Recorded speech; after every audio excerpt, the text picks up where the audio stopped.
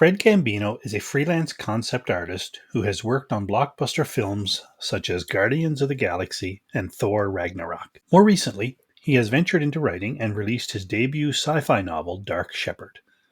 Join us as we discuss the connection between art and literature and what we feel is the impact of AI on the art and writing industries. And of course, we have an overview of Dark Shepherd and the upcoming, currently untitled, Book 2 in the series. This is the Brewing Fiction Podcast.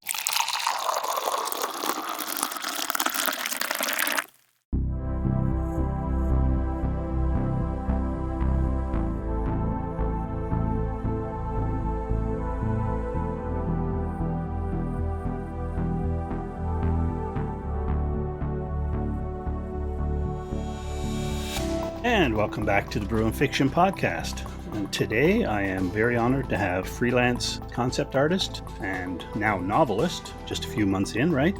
Fred Gambino. Fred, welcome to the show. Thank you very much for having me on. No, it is my pleasure. My pleasure indeed. We were just talking offline just moments ago. We're talking about, the gentleman who introduced us, Robert Runty.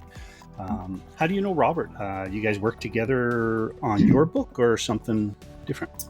It's a bit of a long story, but having written the Dark Shepherd novel and then not really knowing what to do with it, I was looking for an editor, and I did an interview for a Canadian science fiction magazine called On Spec. That's where it kind of really came from.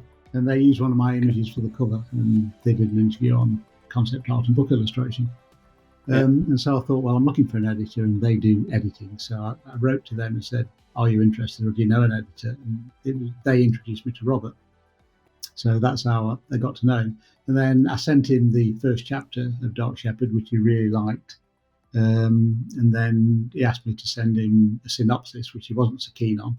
And then in the end, he read the novel and decided that he really liked the novel. And then he just got invested in it and spent a good chunk of time editing it. And he turned it into a saleable product, basically. So that's how I know Robert. Awesome. You would recommend him as an editor for sure. Absolutely, for sure, yeah. Awesome. Good to know. All right, Fred, what we'll do, we always start with what we like to call Author's Corner. That is basically where you tell me a little bit about yourself personally, and then a little bit more about who you are as an author. And then we'll get into the interview. I've been working as a concept artist and illustrator for probably much longer than I'd like to think, 40 odd years. And I've always been interested in writing. I wrote for stories as long as I've been illustrating, but I didn't really do that. I just went into the concept art. I began doing book covers, working traditionally in acrylics and then in oils. I did a lot of science fiction covers for authors like Isaac Asimov and Arthur C. Clarke, Larry Niven, and other kind of golden age science fiction illustrators, and many others as well. And then around 2000, I moved into doing concept art. So I worked on various animations, worked in LA, worked in Vancouver. But I always had this idea of writing, and I found myself writing this novel at some point. Really, I'm a concept artist and illustrator primarily, and the writing is laterally. Okay. That being said, you are still vested into Dark Shepherd, right? I think there's a book 2 on the horizon. Is that correct?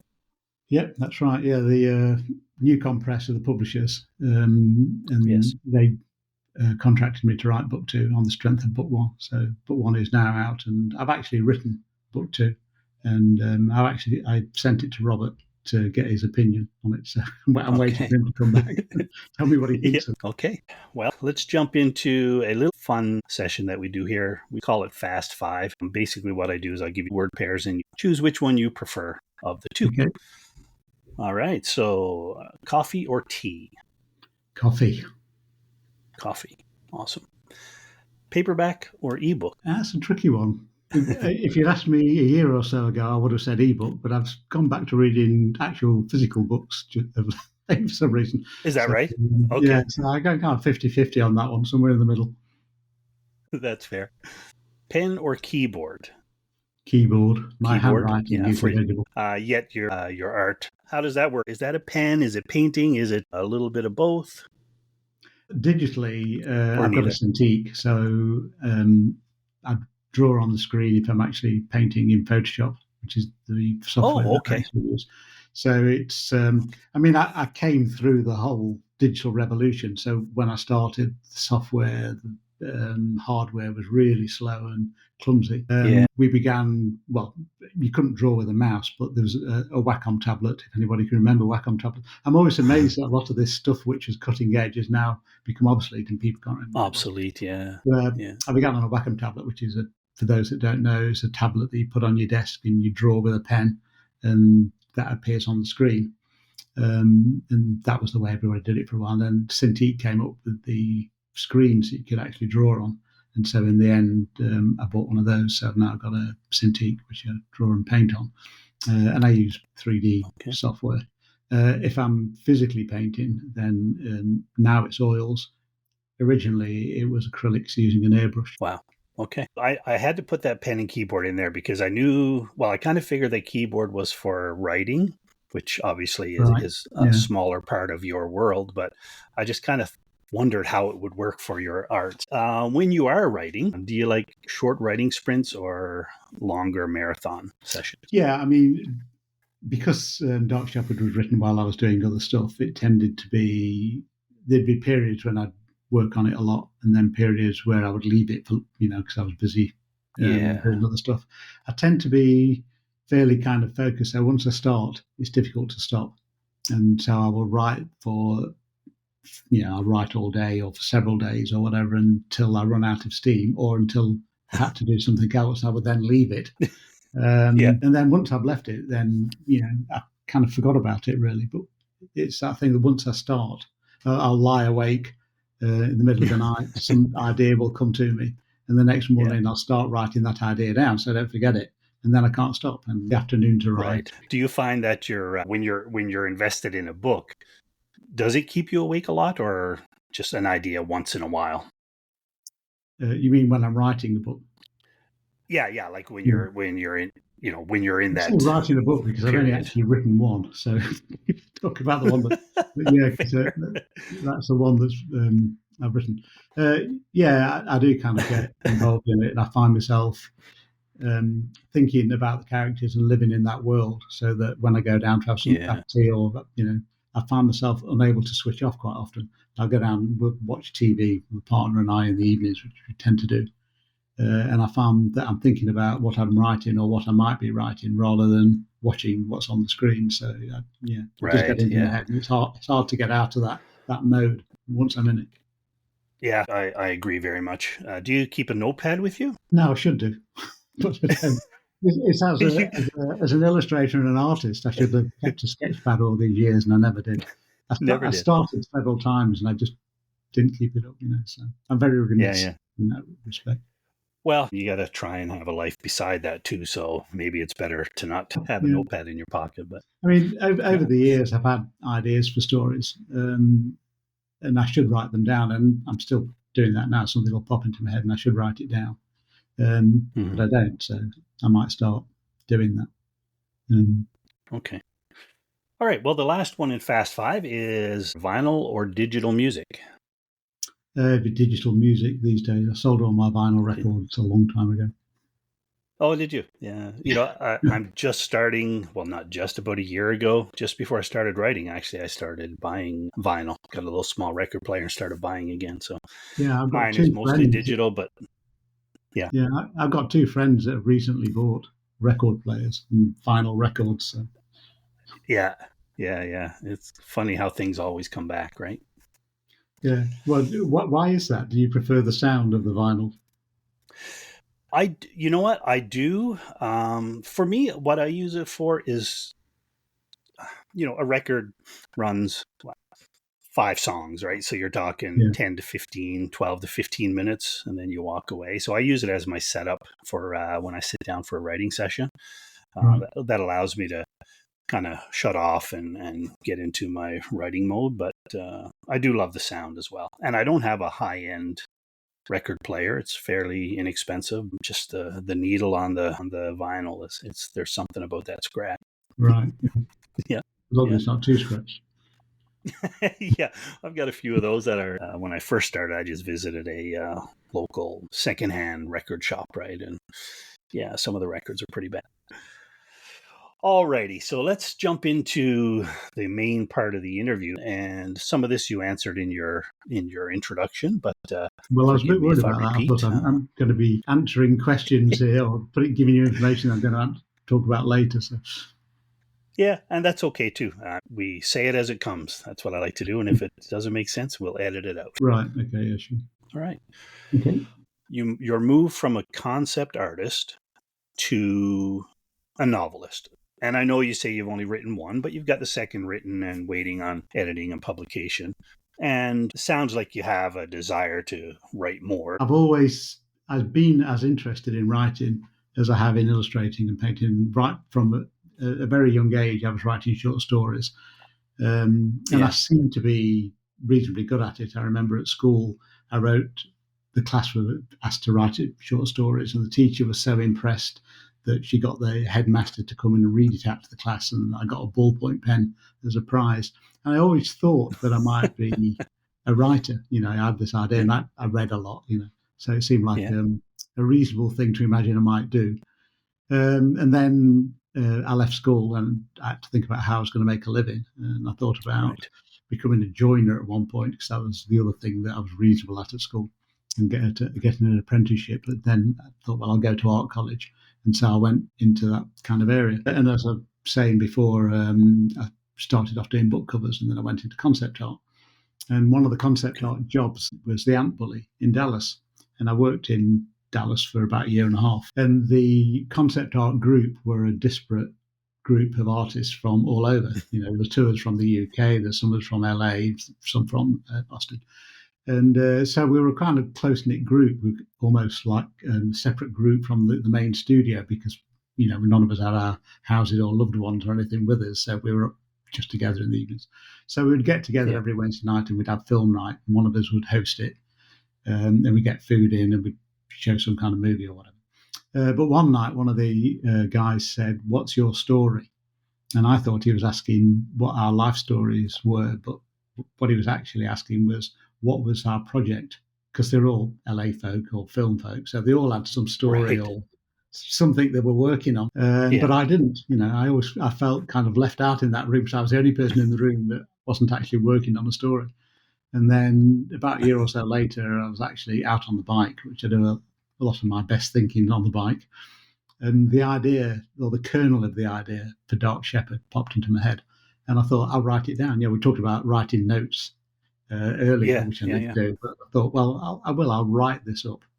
So I went back and I wrote out a synopsis, a couple of pages long, of the general idea. And I didn't really know what to do with it. So I sent it to my art rep. And so she read it and said, well, this is interesting. I really like this. And then she was at a gathering somewhere, a publisher's gathering, and there was a literary agent there. So she gave it to him to read. He agreed to read it. And he came back and said, I really love this, but I don't know what it is. Is it a film? Is it a screenplay? Is it a game? So I thought, right, I'll write it. So I sat down and I spent 2 weeks. I wrote it as a script because I was working in the movies. So that seemed like the sensible, logical thing to do. So I spent 2 weeks writing the script and then sat back waiting for Steven Spielberg to ring. But that didn't really happen. And he was less impressed with my attempt than he was with the synopsis. So I had to go back and think about it again. And I thought, I'll write it as a novel because writing a script, if you've ever tried to write a script, is a very dry process, really. It's not like writing a novel. So I thought I'd write it as a novel. And that was about 14 years ago. So I started writing it. And a lot of that period, a lot of it, I was working on other stuff. I was working on concept, on films or books or whatever. And the book would just sit on the hard drive and I wouldn't really look at it. And then for some reason, I'd go back to it. And over the years, various people read it, and everybody that read it encouraged me to keep writing because they seemed to like the idea. So that's basically what I did. And a lot of that time was spent learning how to write. watching videos on how to write, reading books on how to write, getting We've all understanding done that. the story structure and how characters should have arcs, all that stuff. Yeah. Until in the end, I got something which was okay, and then, as I was saying earlier, I didn't really know what to do with it, and that was that time with the On Spec magazine, and then I sent it to Robert, and Robert knocked it in shape for me. So then I had a saleable project, and that was like a year or so ago, really. So Okay. then the same artist agent who read it initially was doing a project with Titan Books in the UK, because you probably know it's really difficult to get a manuscript in front of a publisher. They don't Right. Oh, like for sure. unsolicited manuscripts. They like them to come through agents, and literary agents are really hard to get because they're just inundated. I know one guy who says that he gets something like 40 submissions a week, and he maybe takes on 2 or 3 a year. So that gives you an idea of the Right. mountain you have to climb to get an agent. But because Alison was dealing with Titan, she managed to get the manuscript in front of them. So they read it Wow. and came back, and he said, I really like this. It's great. It's very visual. It's page turner. I like the characters, but we're not looking for this kind of book at the minute. So, I was kind of a bit deflating. So I didn't really know what to do at that point. So I just put it out on Twitter and said, I've got this manuscript. Does anybody know any publishers? Or is anybody interested in reading it? And there was one guy who was a follower, and he always expressed interest whenever I put anything on Twitter. So I thought, well, I'll just send it to him and I'll get more feedback. I'll get some idea of what he thinks. And I Yeah. didn't know that he was one of the things he did was review science fiction novels, and he knew a lot of publishers and he knew the people that owned Newcom Press. So he read it Wow. and he liked it, and he said, "I try and help you get it published if you like." And I said, "Well, yes, please."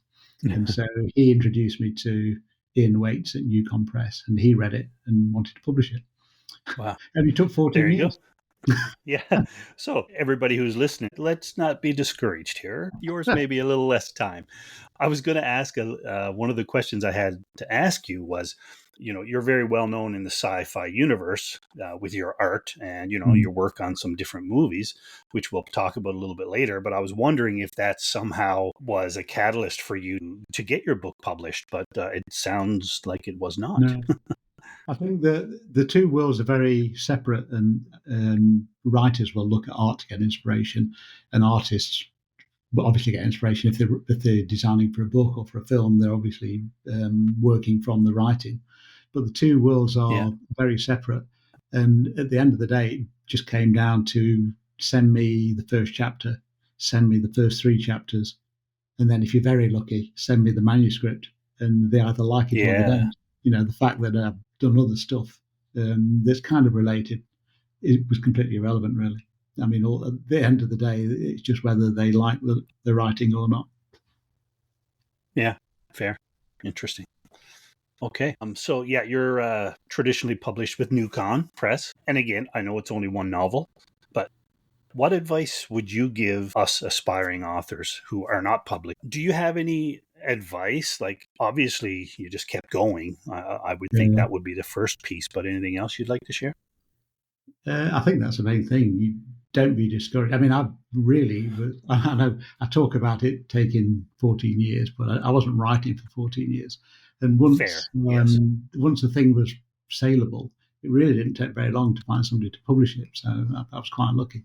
But everybody knows the stories of people like J.K. Rowling's getting rejected after rejection after Yeah. rejection. So yeah, you've just got to keep going, send the stuff out there. Only send. I mean, this applies to illustration and art as well. Only send the best stuff out there, because you really just get one chance. And if they don't like it, they probably, particularly with writing, they're probably not going to look at something else. Not in the Right. near future anyway. So Fair. send your best work out there, stuff that you're really happy with, and don't get discouraged. And hope that you get a bit of luck as well, because I won't deny that I've been lucky in getting Yeah. it published. Great advice. Why don't you tell our listeners what a day as concept artist looks like? Why don't you explain it, first of all, what exactly it is, and then maybe we can elaborate a little more on where it took you with the work on Guardians of the Galaxy and a couple other movies. A concept artist basically is responsible for designing the look of things in the film or the TV series or whatever it might be. So if it's an animation, I've worked on quite a few animations. Everything has to be designed from the ground up because nothing exists. So you've got to design the environments, the vehicles that the characters travel in, the props that they might use to eat with, that kind of thing. The buildings, the exterior of the buildings, the moods. Is it sunrise? Is it sunset? If it's a particular part of the movie and it's a down part of the movie, the colours might be muted and desaturated. But at the end of the movie, when everything comes together and the heroes succeed, then the colours are bright and happy. That's all part of it. So they're called keyframes, actually, which would illustrate a particular part of the film. Before that, you've got to design as I say, the vehicles or whatever. So that's basically what a concept artist does. With something like Thor Ragnarok, I was working at Framestore in London, who are a VFX house. Because these films, Marvel films, are so enormous with so many visual effects that no single visual effects house can handle the effects. So it gets farmed out to many places. And I just happen to know somebody who worked at Framestore who was a book illustrator, actually. He was represented by the same agent as me, and he went off and was a texture artist at Framestore and slowly worked his way up until more recently he ended up being production designer on some of the later Star Wars films and the Jurassic Park films. So he kind of landed in the stratosphere somewhere. But anyway, while he was still at Framestore, he set up a concept art department because it's not just the visual effects, but quite often a lot of the design hasn't been fully realised. So they'll go to somewhere like Framestore and they'll say, in the case of Guardians of the Galaxy, the Framestore got the job to design the inside of Nowhere, the giant skull that's floating in space. Mm-hmm. And all the details in there hadn't been designed or realised. So the concept art group at Framestore got to design all that stuff. So I was designing the space platforms and the environment and the favelas that went up the side of Nowhere. You're very kind of, in a project like that, it's so big, you're very compartmentalized, and that's all you do. You get that particular design thing to do, and that's it. But I've worked on some smaller animations in particular where, because it's a smaller thing, you get to do all sorts of stuff. So, I do a bit of animation and matte painting, which is the background paintings. If, you've got a big scene in the background with mountains or whatever, you wouldn't necessarily want to build all that in 3D unless you were going to fly through it. If it's just a background, a painting, a flat 2D painting is good enough. So that's what a matte painter does. And on a smaller project, I got to do all sorts of stuff, from matte painting to a bit of animation to concept design. So they're all great fun. I mean, I enjoyed working at Framestore, but I had to work in London because I don't, I live in the rural part of Derbyshire. It was fairly quiet. But I had to go and live in London for a week and just come home at weekends. And I'm not that fond of big cities personally, so that was, and I had to join the morning rush hour from Muswell Hill to get to Soho, where Framestore were based, which wasn't a lot of fun. But once I was at Framestore, it was great. The people were great to work with. And I spent a lot of years, when I started out as a book cover illustrator, I was just on my own, really. It was quite a lonely existence. And when I got the opportunity to work in studios, I loved it because I was surrounded by creative people, many of them, all of them actually, probably much more creative than I am. And so it was great to get their feedback. And it really improved my work no end, working in that kind of team environment. Yeah. So let's talk about book covers. Have you done any recently, or was that just early in your career and now you don't do that anymore? Once I started doing the concept art, I didn't really do that many book covers, but I still had agents that would get me the work. So if something came in and I could fit it in, I would do it. I did do ridiculous things, like I would be down at Framestore. I'd have to get up early in the morning, as I say, make the commute to Framestore, spend a day working on Guardians of the Galaxy or whatever, and then I'd go back to my agent who was putting me up in London, at that time.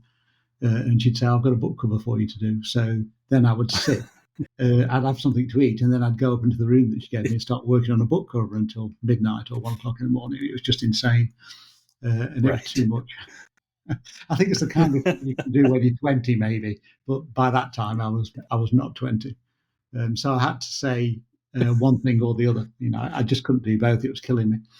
So obviously, Right. we focused on the concept art. I've never really chased it, but if people come to me in quite a few indie covers, really over the last few years as well, where authors are publishing themselves and want a professional look.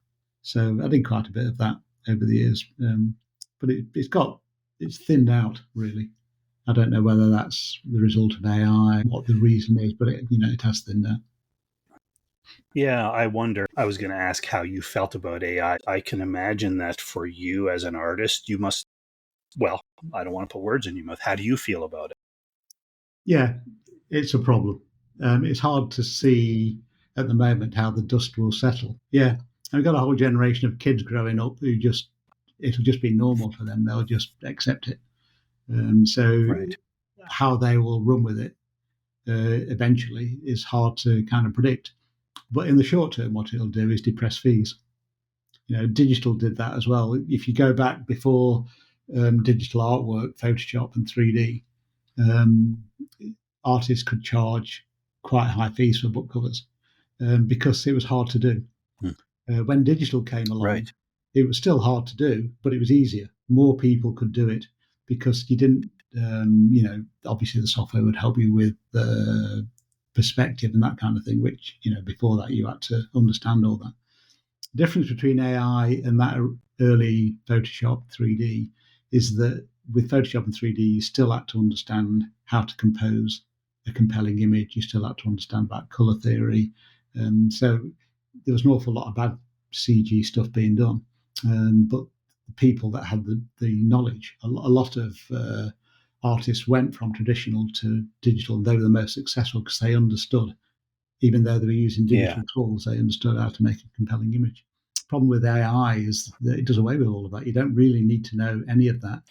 And you could get somebody in off the street, basically, and within a few hours, they'll be turning. I know there's a lot of AI artists out there that won't agree with this, but it does make it easier. And what that means is that people won't want to pay due to some sort. So it's going to be difficult to make a living in the short term, I think. And the only people that are really going to benefit are going to be the corporate pencil pushers, and all they're interested in is the bottom line all the time. You just have to hope that it will be a kind of a phase. I mean, I don't think it'll go, it won't go back in the bottle. It's going to be there all the time now. But you've got to hope that at the end of the day, they'll still need some human input to produce interesting imagery. Yeah, I remember when music first went digital, right? When Apple came up with their iPods and all these gadgets and music went digital, I remember that it was the end of the music industry. And I think it's settled into something that's obviously it's not near as profitable for music companies. I think the artists still probably do well, but they also have to make their money from concerts and those kinds of things, right? But I remember when music first went digital, it was the end of music, but we kind of came through it. And I hope that the same will happen with AI. But you're right. In the short term, it's gonna be difficult in the short term. And AI is flexible.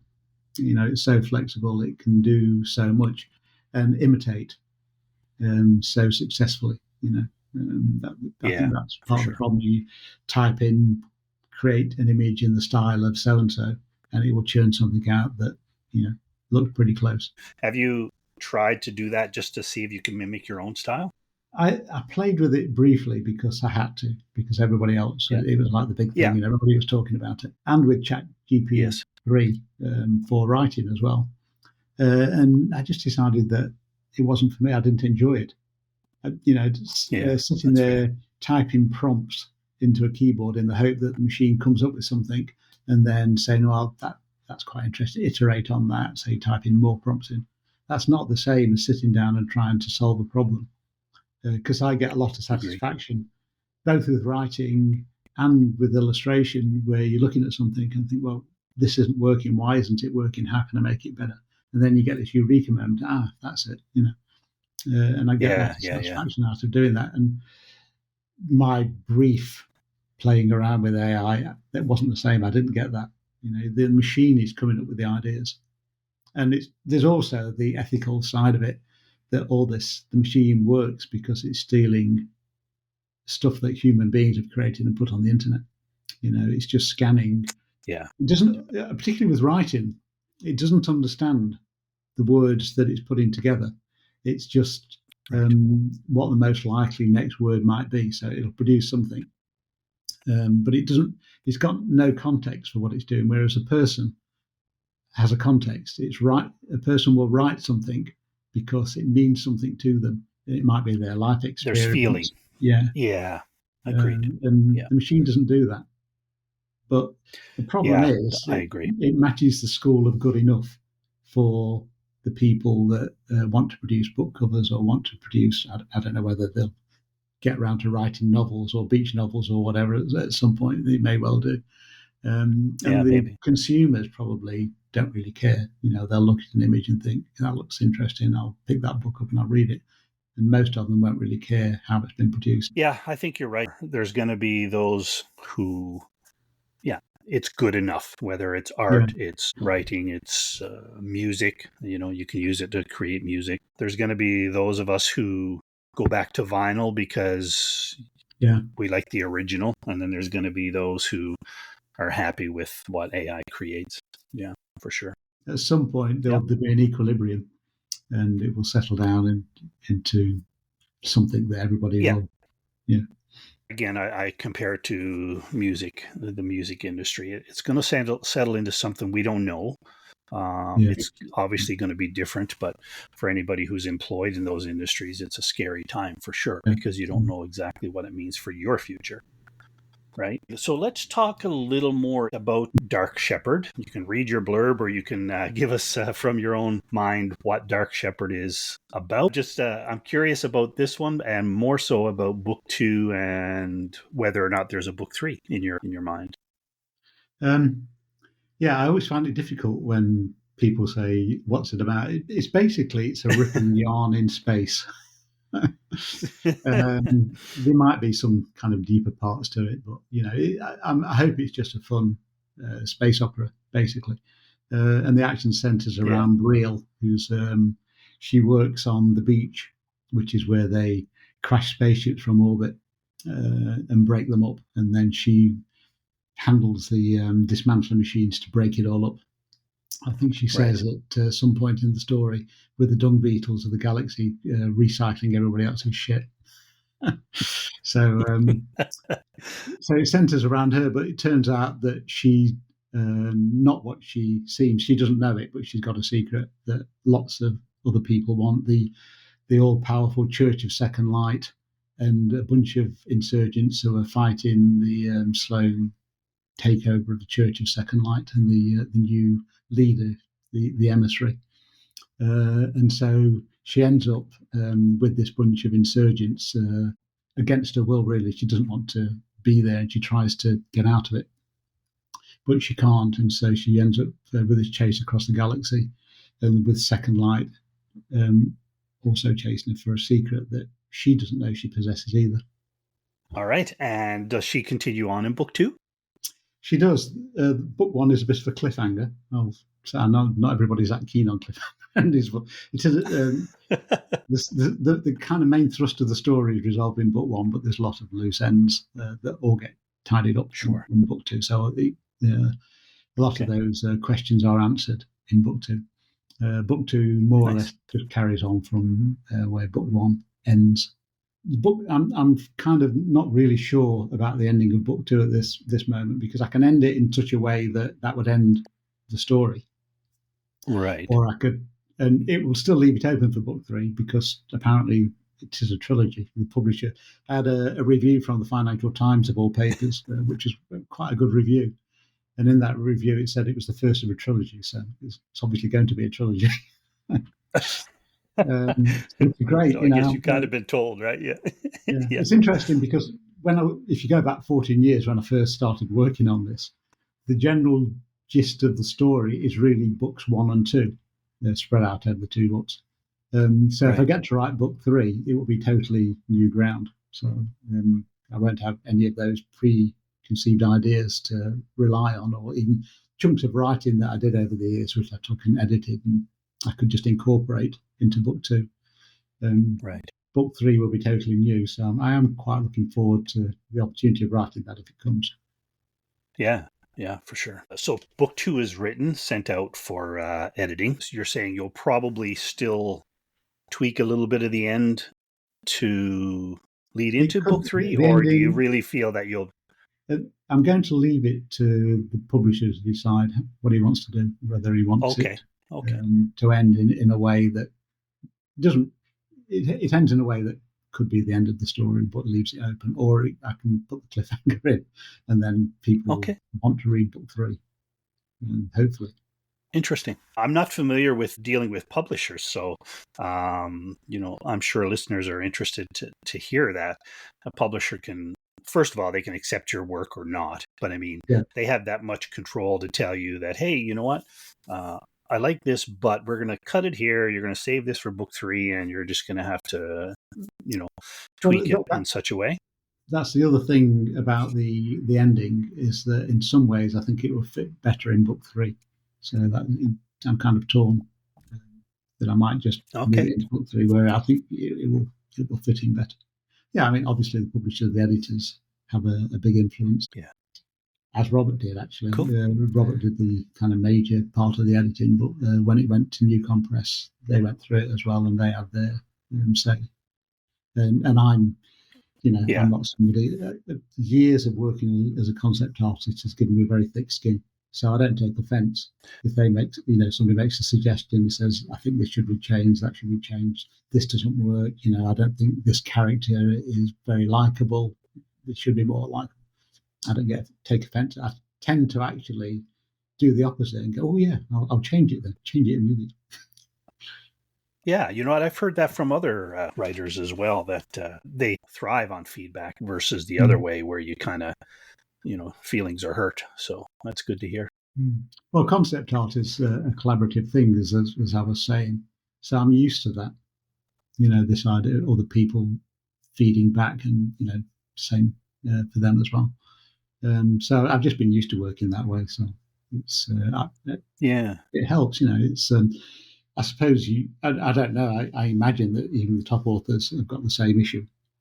The editors will tell them what to do. Yeah. Yeah, I'm sure there's going to be some control. You would think. Ultimately, you don't have a lot of say in how the book. I mean, the idea is yours. The book is written in your style, but the editor and the publisher is pretty much going to say this works or it doesn't. But I think Yeah. as you get into, more and more down the road, you can say, nope, you know what, I'm not changing anything. And you just go that way. Mm. I mean, I know Yeah. people that are aspiring authors that have had the opportunity to have their books published, and they've refused to change. The publisher has said, we like this, we'll publish it, but you need to change this or that. And they've said, no, I'm not changing if I like it Yeah. the way it is. And so they passed on the opportunity to get it published. Oh, wow. Mm. That's confidence. Went ahead and published it themselves. I did contemplate the idea of publishing Dark Shepherd myself, but I can't cope with having to jump through all the hoops and figure it all Yeah. out. And then, you still need to get people to proofread it and copy read it and pick out all the spelling errors and grammatical errors, all that kind of thing. If you're writing something 90 odd thousand words, it doesn't matter how many times you read it. Every time I picked Dark Shepherd up and read it, there'd be another typo that I missed, or there'd be some clunky For sure. sentence thinking, well, that doesn't scan very well. It needs to be rewritten. And it was just, there was always something to change every time. It was never done. Right. Yeah. Yeah. And so, are you a obsessive editor yourself when you're writing, or are you pretty confident to write it all, and then did you go back to edit later I do in like Dark to, Shepherd specifically? yeah, I do Yeah. like to edit as I go. And so I'll write a chunk of it, and then I'll go back, and I enjoy reading it again. Funnily enough, I get some kind of pleasure out of reading it again and fixing it and seeing the Right. errors and correcting the errors. So I'll do that several times. With the second book, I probably did less. The thing about the first book is it was very much made up as I went along, and a lot of the plot points people said it Yeah. was really tightly plotted. I didn't know what was going to happen until it happened. As I was writing it, Right. suddenly it occurred to me, this is happening now, and I didn't really realise that at the time. So it seems like it's tightly plotted, but I don't know. It wasn't really. I did write a lot of stuff which I discarded as well, so it's a very inefficient way of doing it. With the second Fair. book, because I'd established the characters, I'd established the story, I knew what was coming. So I sat down and wrote an outline, which I didn't do for the first book. So I had a framework to hang the second book on. And so I just wrote it, basically. I did go back and edit it a little bit, but I just got all the words down. And it was a mess, really. I mean, there's some egregious grammatical errors in it, and I went back and even I couldn't understand what I meant in that sentence. It was so bad. But it was all down there. And there have these two schools of thought of how you should do it. Get it all down and then go back and edit it. So I've tried both now. Yeah, I've read that so often. Just get it on paper, worry about the editing after. But I'm obsessive. I go back, I write a line, I read it 5 times and edit it 4, and then I do it. Then I go back to that paragraph and do it all again. Like it's like you said, a very inefficient way to write a novel for I sure. was going to say, although I've written it, it will change without a doubt. By the time everybody's had their say, it will change. Yeah, right. Yeah. Do you keep your original manuscript before you sent it out to an editor? I'm just curious as to I've got like all the old versions. Have you? Yeah. I don't look at them, but I've got them. They're all on the hard drive somewhere. Yeah. I was wondering because I publish microfiction. I have a lot of that stuff published online, but I have the idea notes. I don't do a lot of pen and paper. It's all typed, but I have a bunch of notes saved for a story, and then I have the story, and then I have the rewritten story, and then I have the story that I posted online, and I'm like, now I kind of forget which one was the original versus which one is the published, right? Because there's so many versions. I was curious as to what you've done. It's funny as well, actually, that sometimes I'll look back at what I've written and I don't recognise it as that I've written it. I forgot what I've written, and I go, "Did I really write that?" It's weird. Interesting. I've done that with social media posts as well. I've gone back and looked at something, a reply to something, and I don't remember writing it. Not in that way, Weird. It just kind of comes out. It's like a stream of consciousness that comes out of me, and then it's gone. Right. So you talk about you have thick skin, right? Which I think we all need to have if we're going to be successful in this industry. But before you send it out to editors and stuff, you say you have some beta readers, I believe. I watched one of your interviews or read it maybe on your site that, including your partner, you have beta readers, right? Yeah. Are they friends? Are they co-workers? Or did you search them out? No, they're just friends. I mean, my partner, Jenny, she's actually listened to it. I read it out to her. I do find reading it out loud really helps me. Yeah. It helps me to pick up errors, but particularly with dialogue, I find that really useful. So she's happy to listen to me, a chapter a night. Once I've got it to a point, bedtime story. Chapter a night, yeah. So, but I've got some friends as well who are really helpful. I think I had this conversation with somebody before, but if you're showing a painting to somebody, an illustration, they can look at it and give you an opinion in 5 minutes and say, well, whatever, this isn't working or that's not working. But for a book, you've got to ask somebody to give up hours of their life to make your project better. So it's quite difficult. And people will volunteer to do it, but they don't realise when they say that what it's going to involve. So I always make the stipulation when people say that, you can have it. I'll send it to you on the proviso that you do actually read it, and then you tell me honestly what you think about it, and don't worry about my feelings. Tell me what you really think. Yes, honest feedback is most important, right? And it doesn't matter if it's good feedback, bad feedback. It's going to, you just need feedback. As long as it's constructive, if somebody just says, well, I think this is crap, that's not really very helpful. But if they say, I think this is crap because, then that's helpful. Yeah. Yeah, exactly. Do you mind sharing what future projects you've got lined up? Book 2 is in its editing stage. Not sure about book 3 yet, but sounds like it's Yeah, I already think. going I to mean, be. at the moment, Yeah. my head's in Dark Shepherd, and it's the first thing I've had published, so that's what I'm thinking about. Yeah. Mm, Yeah. mm. Yeah. And that was So published in May, right? Is that right? that's right. Yeah, yeah, Yeah. So that's still brand new. How is it it is. performing for you? Yeah. Well, the publisher tells me it's selling well, but I don't really know what that means. Yeah, I should get a royalty statement in September, so that might give me some idea. How many copies it's Right. sold, or not at all, Well, not very many, interesting. or yeah. Obviously, Well, they did you have a preconception of what is selling well for you for your novel? 10 copies, 100 copies, like did you have a preconception at all? not really, no, because I don't really know enough about the industry and what constitutes a well Fair. a novel that sells well. I mean, I'm still reeling from the fact that I've actually got a published novel. I feel like I've Hmm. switched to a parallel universe where Dark Shepherd is a published novel. It's really strange. So to me, I that feels bet. like a success that they have actually got the thing out there, and anybody can read it. Yeah, yeah. Download it from Amazon on Kindle or. Do you have your copy on display in your home? I talk about if and when that ever happens for me. I've got a spot reserved on my bookshelf for it, right? It's got to be in that particular spot, number one spot in my mind. I might just unceremoniously shoved on the shelf on top of books. Is that right? Maybe Mm. mine will too, but only because I'm not a published author. You are. I'm going to the World Science Fiction Convention next month in Glasgow, and I'm hoping to promote it there. So Yeah. there is an art show, but I will have a poster and the book on display at the art show. Right. Available from New Compress will be in the dealer's room. So do you sell art at art shows, Yeah, I movies? mean, as a concept artist or illustrator, that's basically, especially working digitally, there's no original.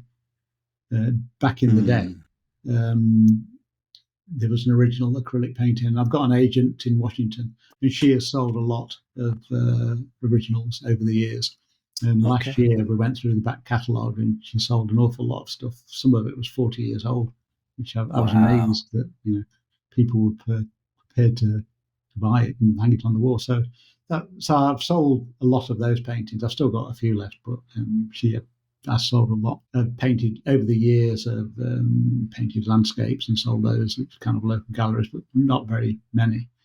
At the Okay. Glasgow Worldcon, for the first time in a long time, I will have some actual new original oil paintings to sell, because the last few Worldcons or science fiction conventions I've been to, it's been digital imagery mainly. But I've kind of gone Yeah. full circle and I've started painting again now.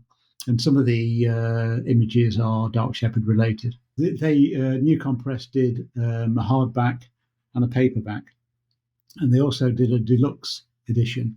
The deluxe edition included a front cover, two internal illustrations on the backboards, and a print of a pencil drawing. So I'm taking the originals of the pencil drawings that I did for the deluxe edition, and I'll be Yeah. exhibiting those at the Worldcon. And that's interesting. New Compress, Interesting. not a big press, but I don't think another publisher would have done that. And those deluxe editions sold out in about 2 weeks. We didn't do very many of them, but they all sold very quickly. But still, yeah, yeah. So yeah, That's it's good. that's very interesting. Now you also have I think it's through Newcon as well, art of Fred Gambino, Dark Shepherd. That's Titan Books. Oh, sorry, Titan Books. Okay. Yeah, there's two actually. There's one called Ground Zero, which was Ground Zero, I saw that. Yeah. yeah, it's a very early version with a lot of digital. When I was making the transition from traditional to digital, and when the digital thing was a new thing, and a lot of those images had not really stood the test of time because it was very early days for 3D software and for software in general. So they've got a kind of digital look about them. The Okay. other book that Titan did was also called Dark Shepherd, because at the time I'd got the book idea and I was trying to push it. Yeah. So I Yeah. called the art book Dark Shepherd as well, so which is a bit confusing now, because somebody the other day said, "Oh, I bought your book. It turned out they bought the art book and not the novel. Right. So that's a little bit confusing, unfortunately. So is that just strictly page after page of art? Is there Yeah. Do you have descriptions of each one, where your mind is at, or is it just the art? Nothing else in the book? There's a lot of text in there explaining what the art is about. There's a section in there great. that Okay. shows process, how I would actually create a digital piece of art. Good. And what they're for, whether they're for book covers or for films or whatever. So there is a fair amount of text. There's also a very early version of the Dark Shepherd script in there, which I probably wish wasn't out there now, but it is in the art. Interesting. I should have listened to them. So they recommended not putting it in there? Yeah, they just let And me you do what I wanted it want, in there? really. Yeah. Okay. Well, you can't go back now. It's in print, Well, right? no, that's right. Okay, what do you see as success just in the writing aspect? I'll finish off with that. Do you have an idea of what success is for you for Dark Shepherd? Well, as I said, the fact that it's been published at all feels like a success. A win, yeah. Yeah, it feels like a win, definitely. So I hope that over a period of time, more and more people will read it, and doing interviews like this obviously will help, I hope, to bring it to the attention of people. Yeah. And that when the second book comes out, people will be interested to read that as well. If I can get as far as doing the whole trilogy, that'd be fantastic. Well, your books are available on Amazon, but do you have anywhere else you'd like to direct people? Your website, so on and so forth?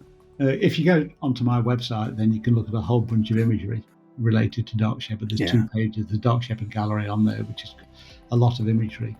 Some of it informed the writing, and some of the writing informed the imagery, so the two kind of feed off each other. So it's interesting, actually, that I did come up with an idea some time back when I put the idea out on social media that I'd do an art book and include the story. I thought, I could perhaps kickstart it or crowdfund it or whatever, and I'd include the two things together. And it seemed that people that were interested in reading didn't really want the pictures, and the people that wanted to look at the art weren't interested in reading the story. So that the two are kind of quite separate. Yeah, you can get the novel on Amazon or Newcom Press. And if you want the art book, Titan or Amazon. Okay. And of course, your website, they can find you at fredgambino.co.uk. Hey, thanks for hanging out with us today. Don't forget to swing by the podcast homepage, brewingfictionpodcast.com, for links to our awesome guest and to check out what's brewing next. Oh, and make sure to hit that subscribe button on your podcast player so you'll know when the next episode drops. We'll catch you later. Cheers.